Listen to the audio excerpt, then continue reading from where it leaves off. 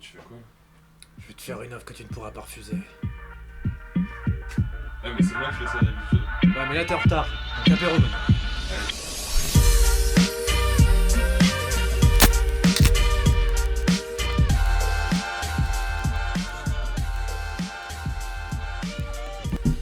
Salut les Kryptoniens, c'est Jorel en direct de Shanghai, comment ça va aujourd'hui? Bienvenue pour un 3e numéro de l'Hebdo Crypto. Alors on va commencer tout de suite, mais avant, on va voir un petit coup. Bon alors on va commencer tout de suite avec, donc comme d'habitude, l'étude du market cap. Donc voilà, sur CoinMarketCap on voit un petit peu aujourd'hui l'étude du marché. Donc on a une market cap à 219 milliards de dollars. Le Bitcoin aujourd'hui qui a pris donc en gros 0,43%. Depuis les 7 derniers jours il a pris 5%. Donc on va revenir sur le pump de la semaine qui vient de se produire. Et bien sûr l'Ethereum encore une fois qui est maintenant à 195 dollars et qui a pris 5,35% par rapport à la semaine dernière. Donc voilà, donc tout va bien, on a du vert, Bitcoin à 7600, Ethereum à 195, encore en hausse sur la journée. Et tout se passe bien, tout est ok pour l'instant, donc voilà. Donc on va continuer maintenant avec l'étude du BTC. Donc le BTC aujourd'hui qui nous a fait une montée donc très sympa. Aujourd'hui on est à 7599 donc 7006 et donc voilà en hausse de 40% sur la journée. Bien sûr voilà le BTC qui continue lentement mais sûrement sa montée vers le dernier plus haut qui était à 10 000 dollars. Voilà. Donc voilà. Ensuite, au niveau de l'Ethereum, donc l'Ethereum aujourd'hui 195 dollars pour l'Ethereum, market cap 21 milliards de dollars. Donc pareil, Ethereum en remontée. Donc là on est toujours sur, on est toujours au niveau des plus bas, donc 86 dollars le plus bas. Là le dernier plus haut était à 360 et quelques dollars il me semble. Donc voilà. Donc tout est ok sur l'Ethereum, bien sûr du vert, encore du vert, c'est pas mal. Là, on va parler aussi maintenant de la total market cap. Donc, au niveau de la market cap, là, aujourd'hui, vous pouvez voir sur CoinMarketCap, on a 218 milliards de dollars. Alors, ce qu'il faut savoir, c'est que la semaine dernière, on était à 210 milliards de dollars. Donc, le marché a ajouté 8 milliards. Donc, c'est pas mal. Belle performance, en fait, principalement due, à mon avis, principalement due par rapport, à cause de l'Ethereum et du Bitcoin qui ont pas mal pumpé, en fait, la semaine dernière.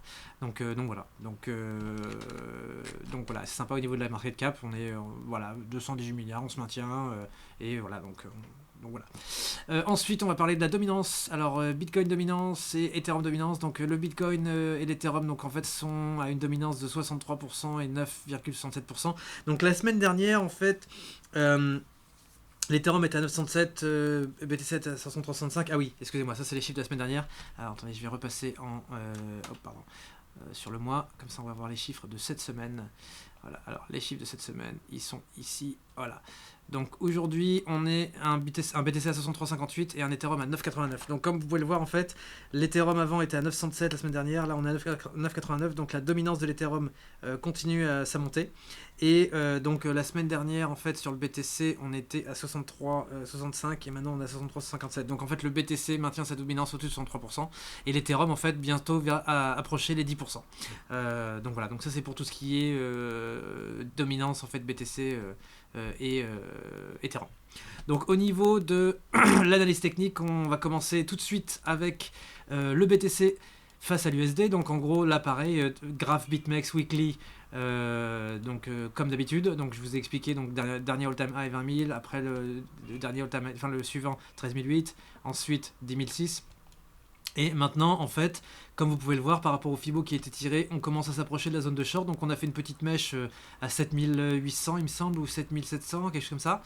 La zone de short commence dès à présent à 7900 et va s'arrêter à 9000 dollars. Donc on peut s'attendre à ce que le BTC puisse rentrer dans la zone de short, mais il va y avoir une très grosse résistance à 7009 et une très grosse résistance à 9000. Par contre, du côté MACD RSI, donc comme vous pouvez le voir ici, on a le RSI en fait qui nous fait des plus bas. Donc depuis donc le all-time high à 13008 et le deuxième all-time high à 10007, enfin 10006. Vous voyez qu'en fait le RSI est en train de faire de bearish divergence. Donc après il faut voir si le RSI va pouvoir remonter au même niveau que le dernier plus haut. Mais en attendant, le MACD, comme vous pouvez le voir, le MACD est très très très bas. Donc en fait là on a le bleu qui est ici. Donc on est quasiment au plus bas qui a été rencontré, vous savez, à cette période-là, quand on était en juillet 2018. Voilà, donc après, là, d'un point de vue fondamental, donc enfin, d'un point de vue technique, en fait, on a des bougies vertes, hein, 1, 2, 3, 4, 5, 6, donc ça fait 6 semaines en fait que le BTC est en train de monter. Donc là, bon, on peut s'attendre, je pense, à une petite correction. Il va falloir voir un petit peu dans les semaines qui vont venir. Mais je pense que ce qui va se passer, c'est on va peut-être taper la zone de short à 7009 d'abord. Et ensuite, on va voir ce qui va se passer. Mais voilà. Donc le BTC a un MACD très bas. Le RSI commence à remonter. Mais il faut attendre d'avoir des confirmations de bullish divergence sur le RSI pour pouvoir savoir si le mouvement va se poursuivre. Mais jusqu'à preuve du contraire, ça peut aller jusqu'au haut de la zone de short et même en suivant la ligne de trend qui va vers le bas.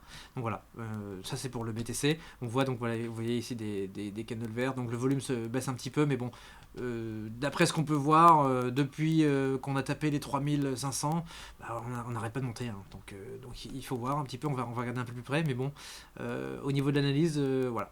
Là, tout est dit. Attendons de voir ce qui se passe dans la zone de short.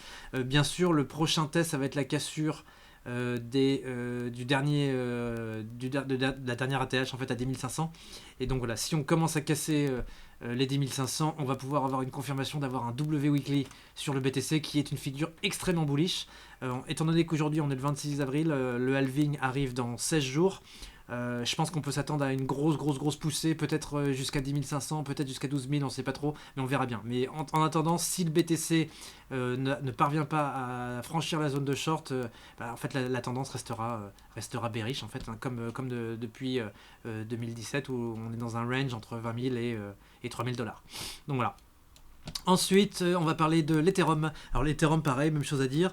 Donc comme vous voyez au niveau de la technique, donc pareil, je vais retracer donc les zones de short, la ligne de tendance baissière.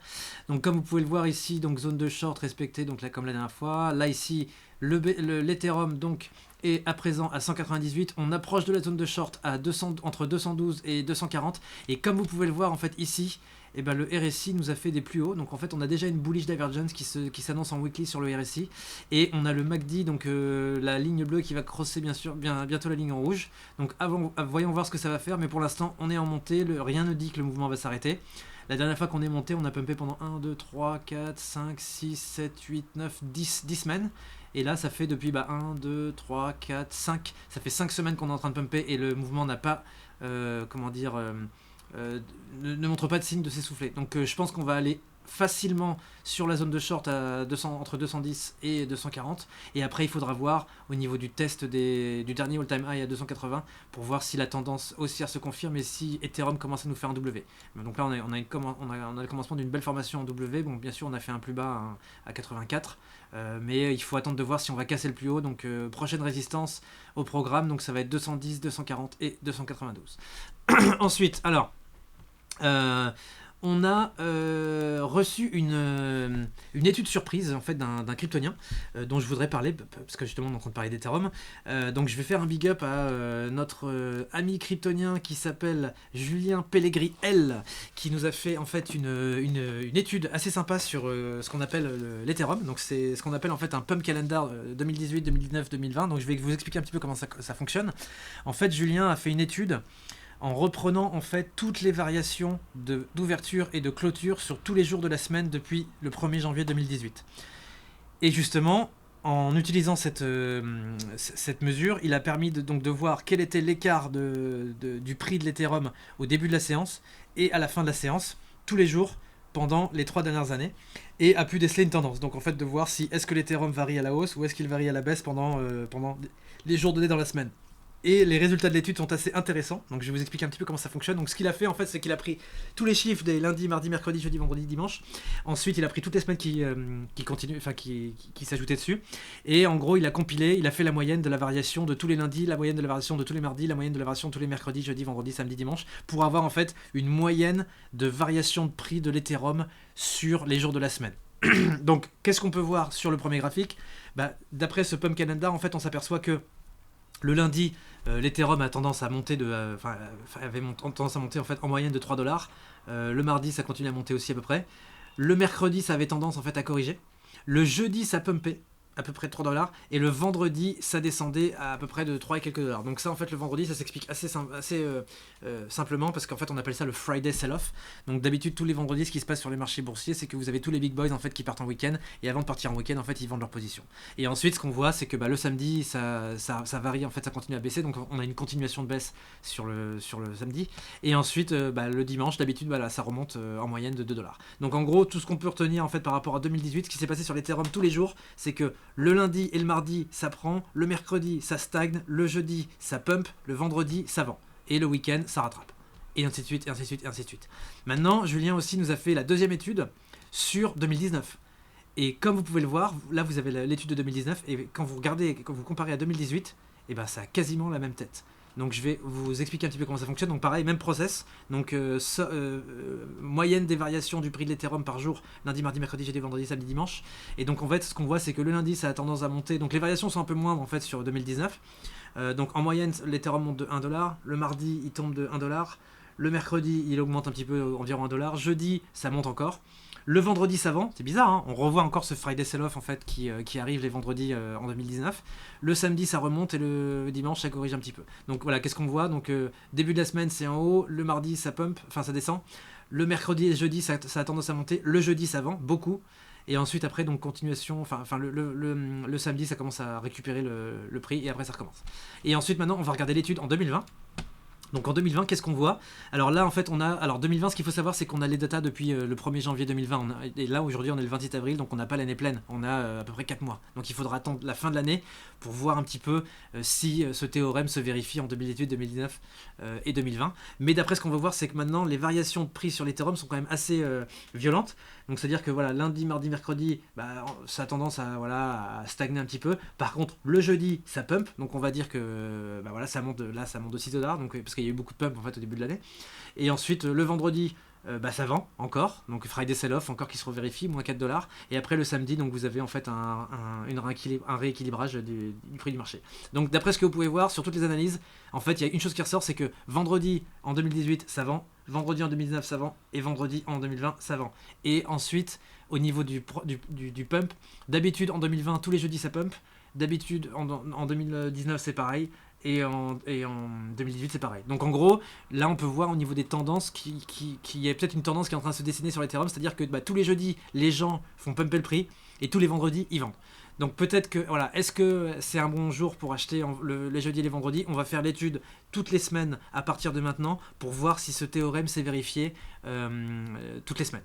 Mais d'après ce qu'on a vu en fait la semaine dernière, jeudi on a eu un pump de l'Ethereum, cette semaine on a eu un petit pump, alors ça c'était plutôt hier en fait, on a eu un pump, c'était un samedi en 2020, donc voilà, ça se vérifie aussi, hein. Vous voyez en fait sur l'étude de 2020 on a d'habitude des pumps à 4 $. Hier en fait il y avait la maintenance sur Binance qui a fait pump, enfin juste après la fin de la maintenance, vous avez 4 heures de maintenance, le prix était à 186 et il s'est retrouvé à 195. Donc en gros on a eu un écart de prix à peu près de plus 7 $ hier. Donc voilà, donc j'ai fini pour l'Ethereum, enfin le pump calendar. Maintenant on va passer sur l'étude de l'alt de la semaine. Alors aujourd'hui sur l'aide de la semaine on va parler de Tezos. Alors pourquoi je parle de Tezos en fait? Parce que la semaine dernière on a parlé de Link, et donc Tezos c'est aussi une alt en fait qui est assez prometteuse, projet français, donc des grosses news en fait avec Coinbase qui autorise le stacking, pas mal de choses qui sont en train de se passer en ce moment, et justement Tezos est en plein ball run en ce moment. Donc voilà, je vous sors le graphique TradingView. Alors pareil, même chose que Link la semaine dernière, j'ai pas fait un graphique par semaine parce que j'ai pas assez de data en fait. Les premières data qu'on a sur Tezos, sur le Binance Tether USD Tezos, la data elle commence en octobre 2019, donc en gros on n'a même pas encore un an de recul. Donc là j'ai fait un graphique en daily sur ce qui s'est passé depuis octobre 2019, et comme vous pouvez le voir on a atteint, donc alors au début on a commencé le cours a commencé à 0,118, il a tapé un plus bas à 0,112, ensuite il a fait une grosse candle, il est monté jusqu'à 3,97, 4 $ on va dire, donc le 19 février 2020, donc ça c'était en même temps que toutes les alts ont explosé, et là en fait on a atteint un plus bas à 1,10 $, et comme vous pouvez le voir, donc là c'était le bottom du bottom en fait sur le Goupy, vous voyez ça sur le TradingView, donc on a le RSI, le MACD, donc la zone bleue, la zone rouge, plus le RSI qui était complètement au tapis, donc là c'était un gros signal d'achat, donc pour acheter du Tezos à 1 $, et là en fait vous voyez on est en train de monter par vagues successives, donc on est monté 1, 2, 3, 4, 5, voilà, donc en vague. Là ce qui se passe c'est que j'ai tracé la zone de short avec le Fibo, donc la zone de short est entre 2,89 et 3,35$. D'après ce qu'on voit au niveau de Tezos, vous voyez qu'en fait le MACD, le RSI est en train de monter, le RSI arrête pas de nous faire des plus hauts, le MACD arrête pas de nous faire des plus hauts, il n'y a pas de divergence du tout, il n'y a rien du tout. Donc je pense vraiment qu'on va arriver en extension et qu'on va peut-être dépasser la zone de short. Il faut voir. Donc là, on monte carrément la verticale. Hein. Après, si vous êtes rentré en fait sur Tezos à 1$ et quelques, moi je vous conseille de rentrer, quand même de prendre des TP quand on va taper la zone de short, parce qu'en fait on a déjà fait une mèche dedans. Là, en fait, on est sur une résistance à 2,76 et quelques. Mais voilà, si on commence à s'enfoncer un peu plus dans la zone de short, je vous recommande de prendre quelques TP pour voir si déjà on arrive à sortir de la zone de short, péter l'extension et arriver à 3,95 et peut-être arriver en price discovery derrière. Donc voilà, donc pour l'instant rien n'est joué. On va peut-être avoir l'effet halving en fait qui va se produire parce que le halving ça arrive dans quand même 3 semaines. Mais voilà, donc juste à partir de ce moment-là, moi je vous conseille vraiment de rester en stand-by et de voir un petit peu ce qui se passe. Mais prenez quand même un petit peu des profits parce que voilà, là vous avez Tezos qui était à 1$ il y a un mois. Là on est déjà à quasiment 3$, donc il y a déjà 1 x 3. Donc il y a quand même moyen de faire des choses. Après, si vous voulez shorter Tezos, vous pouvez aussi aller sur Femex, hein, qui est un échange de margin trading, parce que Femex a les contrats sur Tezos. Donc ça veut dire que si vous voulez shorter Tezos, vous pouvez aller sur Femex et puis vous pouvez commencer à shorter cet alt. Pareil pour Chainlink aussi qu'on a parlé la semaine dernière. Donc sur Chainlink, vous pouvez aussi lancer des shorts sur Femex. Donc voilà. Donc ça c'est à peu près tout pour Tezos. Mais bon, d'après ce qu'on peut voir, en fait le graphique a l'air pas mal. Bon, on est en montée. Ce qu'il faut savoir, c'est que bon, sur des graphiques, il n'y a pas que du vert. Hein. Là, on a principalement du vert. Donc faites attention à un retournement de la tendance. Mais parce que là, en fait, on commence à être complètement suracheté sur les RSI. Le MACD en fait est en train de rentrer dans sa zone d'overbuy. Donc en gros, faites attention à ce qui est en train de se passer parce qu'il y a beaucoup plus de potentiel de downside que de upside à ce moment-là. Après, bon, on peut très bien monter à la verticale, nous faire une Eiffel Tower pattern à la Tesla ou comme à la dernière, au dernier pump. Mais voilà, faites attention. Je vous conseille en fait de garder un œil sur Tezos, de voir un petit peu ce qu'on en est. Mais voilà, d'après ce qui peut se passer, à mon avis, je pense que les big boys vont essayer de mettre un top dans la zone de short ou peut-être un peu plus au-dessus. Et là, après, on va continuer à descendre si ce rallye se termine en fait dans la zone de short. Voilà, donc je vais laisser la parole à Maxel pour la revue de presse sur le marché des cryptos de la semaine. Bonjour à tous, donc nous allons revenir sur le crypto yuan que nous avions évoqué la semaine dernière. Les informations se précisent de plus en plus concernant l'expérimentation du crypto yuan déjà mise en place dans 4 zones en Chine. Donc il y a eu une réunion qui s'est tenue dans la ville de Xiong'an. Donc pour précision, Xiong'an c'est un énorme projet de smart city censé servir de vitrine technologique pour la Chine. Et cette réunion regroupait les principaux participants au projet. On avait le gouvernement, les responsables de la Banque populaire de Chine, les responsables du projet de Smart City, ceux des 4 banques d'État, et ensuite il y avait 19 entreprises, dont les représentants de McDonald's, Subway et Starbucks. Donc les choses avancent vite et semblent avancer encore plus vite depuis la pandémie de Covid-19, qui semble pousser les gens à utiliser de moins en moins le cash. Et selon certaines rumeurs, si les tests sont concluants, nous pourrions voir un lancement du yuan numérique dès l'année prochaine. Donc la Chine, qui n'est pas toute seule, a lancé des projets de monnaie digitale de banque centrale. On a la Corée du Sud qui a annoncé en début du mois le lancement d'un projet pilote d'une durée de 22 mois pour étudier la création d'un yuan digital. Et plus proche de nous, nous avons la Banque de France qui avait déjà annoncé en décembre 2019 qu'elle comptait lancer une expérimentation pour un euro digital reposant sur la technologie blockchain. Donc c'était une première dans la zone euro. Et une des motivations, c'était de lutter contre le lancement de monnaies digitales privées comme le Libra de Facebook, qui semble être dans le viseur de la BCE. La France semble perdre sa place de leader dans cette course au profit des Pays-Bas qui ont annoncé cette semaine qu'ils voulaient prendre la tête de ce projet.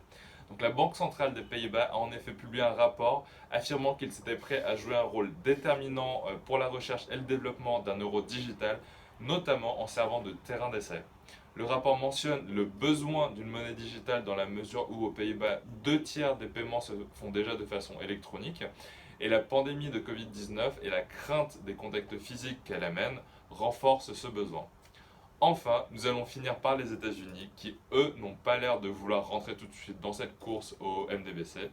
La Fed, elle, a déjà imprimé 6,6 trillions de dollars dans le cadre d'un plan de sauvetage de l'économie, alors que la fin du confinement n'est pas encore en vue. Pour reprendre les mots de Ron Paul, cet ancien candidat au présidentiel pro-Bitcoin, nous sommes en train d'assister à la fin de la fake economy. Et nous pouvons aussi citer Raoul Pal, dont le fonds Global Macro Investor a publié un rapport cette semaine sur les conséquences économiques du coronavirus. The baby boomers are fucked. Maintenant, c'est fini pour moi et je repasse la parole à Jorel. Alors avant de se quitter, on va parler un petit peu des événements importants de la semaine qui vont venir. Donc quelques petits events comme ça, juste pour vous donner un petit peu des news sur CoinMarketCap. Donc alors, première chose, le 27 avril 2020, donc en gros lundi 27 avril, Digitex Future lance enfin son échange. Donc en gros, Digitex Future, pour les gens qui ne connaissent pas, c'est un échange de margin trading sur lesquels vous pouvez trader de levier x1 jusqu'à levier x100 sur le BTC, sur l'Ethereum, sur l'or, sur le pétrole, sur tout ce que vous voulez. Et donc Digitex Future va lancer son mainnet à partir de lundi. Et l'avantage de cet échange là, c'est qu'en fait ce sera un échange qui sera commission free, c'est à dire que vous aurez plus de commission, plus de trading fee à la BitMEX. Donc voilà, la révolution du trading sans commission va commencer avec Digitex Futures, voilà, qui va nous lancer en fait son échange lundi avec l'aide de SmartDeck qui s'occupe du développement. Ensuite, on a VeChain. Alors VeChain qui va être coté sur crypto.com listing. Donc crypto.com, je répète, c'est donc la carte de crédit, enfin la carte de débit crypto qui s'appelait avant Monaco Visa et maintenant qui s'appelle crypto.com. Et qui permet en fait, si vous voulez, d'acheter des choses en fait avec votre carte de débit, avec vos cryptos et avoir un buyback jusqu'à 5% sur tout ce que vous achetez avec votre carte de Visa débit. Donc VeChain, en fait, le token sera coté, vous pourrez sur crypto.com, vous pourrez mettre vos VeChain sur crypto.com. Ensuite, le 28 avril, on a APAC Blockchain Conf 2020. Donc en gros, ce sera à Melbourne du 28 avril au 30 avril. Alors je sais pas si ça va être une conf en physique ou si ça va être du online, mais bon voilà, c'est juste pour vous dire voilà, qu'il y a la Asia Pacific Blockchain Conference voilà, le 28. Et ensuite pour finir, on a le fork de Ravencoin. Alors Ravencoin, en fait, je sais pas si vous vous rappelez, mais c'était un coin en fait qui est un fork du Bitcoin et qui marche en fait avec un algorithme en fait qui a tendance en fait à changer très très très fréquemment pour pouvoir éviter pour pouvoir créer en fait une résistance aux ASIC. Et donc Ravencoin va changer en fait son algorithme de minage en avril 2020. Alors on ne sait pas si c'est le 30 avril ou si c'est un autre jour, mais voilà, il va y avoir un fork pour en fait, si vous voulez, que Ravencoin évolue sur un algorithme de ProgPoW, donc en fait Programmative Proof of Work. Voilà, donc là-dessus, voilà pour les news. Donc merci beaucoup pour nous avoir écoutés encore une fois, et puis écoutez, on se tient au courant, et puis à plus tard. Et voilà, c'est déjà fini pour aujourd'hui. Alors n'hésitez pas en fait à nous laisser un petit pouce bleu. N'hésitez pas aussi à vous abonner à la chaîne, à cliquer sur la petite cloche afin de recevoir les notifications pour les nouvelles vidéos de la semaine prochaine. Et surtout, n'hésitez pas à nous laisser des commentaires dans la section qui est en dessous de la vidéo afin de nous dire quelle halte vous voulez qu'on traite toutes les semaines. Parce qu'on va faire une analyse technique sur les haltes qui sont sélectionnées par la communauté toutes les semaines. À partir de la semaine prochaine, on va faire 2 vidéos par semaine. Donc tous les samedis, on aura l'hebdo crypto. Et le mercredi, on va traiter un sujet bien précis qui nous aura été demandé par la communauté. En parlant de communauté, justement, on a un groupe WeChat sur lequel vous pouvez vous abonner et dont le QR code va apparaître ici. Non, là. Donc voilà. Donc écoutez, merci beaucoup et puis on se voit samedi prochain pour le nouvel hebdo crypto et d'ici là, prenez soin de vous et don't get wrecked. Bon, c'est l'heure de l'apéro là. Ah ouais, je vais faire une sieste moi. Alors la vache, tu veux de l'éther ?